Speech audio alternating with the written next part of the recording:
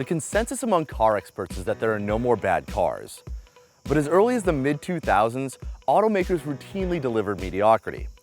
And that was the climate when the Jeep Compass first arrived in 2006. Today, the small SUV market has flourished. And interestingly, 10 years after its debut, the Compass is selling as well as it ever has.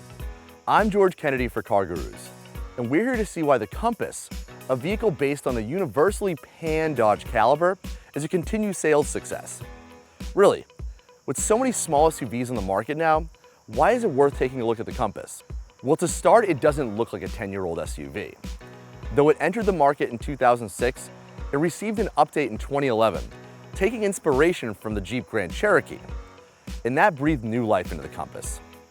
The model we have here is the 75th Anniversary Edition, which Jeep is offering on all of its models this year. This adds 18-inch bronze-colored wheels and bronze badges, bumper accents, roof rails, and tow hooks.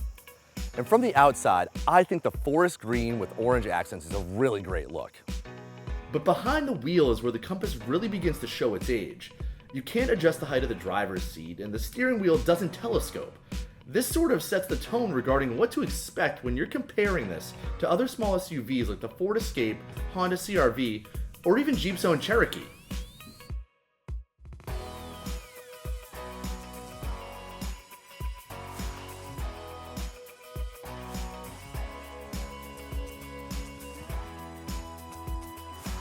The 75th Anniversary model we're in is based on the Sport trim, which is effectively the base model. It comes with Bluetooth hands-free calling, which is a new standard feature for 2016. You also get an auxiliary audio jack, tire pressure monitoring system, and light-up cup holders. Outside of that, Sport trim is pretty basic. Moving up to the Sport SE, you get heated seats, a leather-wrapped steering wheel, and steering wheel audio controls. The 75th Anniversary Edition packages these features onto the Sport and also adds remote start and a power sunroof. These are all nice features, but we have to wonder if $3,500 is a little steep for packaging on these features. Our test model also includes options like a rear view camera and the 6.5-inch touchscreen display for phone and audio controls. Now, unlike the newer touchscreen, this is the older Uconnect system, which has dated graphics. And if you've watched my review of the Jeep Wrangler, you'll know I'm not a huge fan. How do you feel about Jeep's Uconnect system? Is the newer 8.4-inch system a major improvement? Still, there's value in simplicity. Icons are large and easy to read, and you've got a USB port for streaming audio and charging your smartphone. The Compass has a sense of utility that's kind of lost on some of the other small SUVs. On the Escape, there's no space to put your smartphone and wallet in the center console. In the Compass, you've got compartments all around, and the climate controls are orders of magnitude better than the Escape or the CR-V. That said, those vehicles have more cargo space when they drop the rear seats.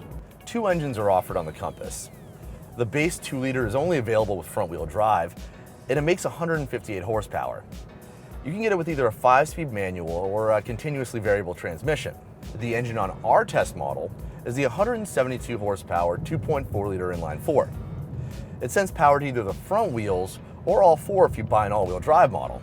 That being said, Jeep may put 4x4 on the side, but this is a front-wheel drive-based system, and it only sends power to the rear wheels when needed.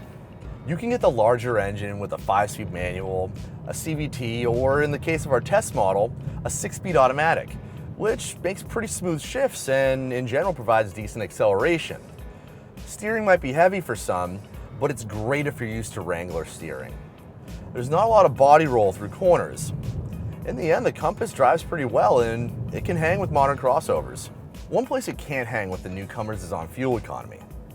Our test model hits 20 mpg city, 26 highway, and 23 combined.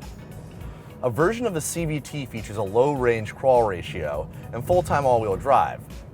That drops fuel economy to 20 mpg city, 23 highway, and 21 combined. The best performer is the 2-liter front-wheel drive model with the manual, returning 23 city, 30 highway, and 26 combined. That engine isn't that powerful though, and while the Escape has slightly better fuel economy, its EcoBoost engine is far more peppy. Meanwhile, the CR-V simply blows away the Compass at every corner on fuel economy. So the Compass loses out on efficiency, but it gains it back on price. starting at just under $20,000. A decently equipped Latitude trim starts at $23,995 and comes with all the gear of the Sport SE trim, adds a few visual upgrades, and has that seat height adjuster that I wanted. For the CR-V, the Escape, even the Cherokee, they start at $23,000. And at that price, you can get a decently equipped compass. Our 75th anniversary trim right here costs $28,610. But you look at the competition, and well-equipped, you can push well into the $30,000 range. The compass is so close to being put out to pasture, so why is it still worth looking at?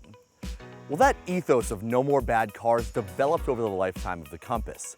And it's worth noting how much this vehicle has improved since 2006. If you're forced to choose a bargain-oriented vehicle, and believe me, you can get great deals on this thing, you aren't punished like you were in the past. Thanks for watching. Go to CarGurus.com to read my full review on this vehicle. Subscribe to our YouTube channel to watch more video reviews. And if you think the Compass still has it, or should be put out to pasture, let us know in the comments.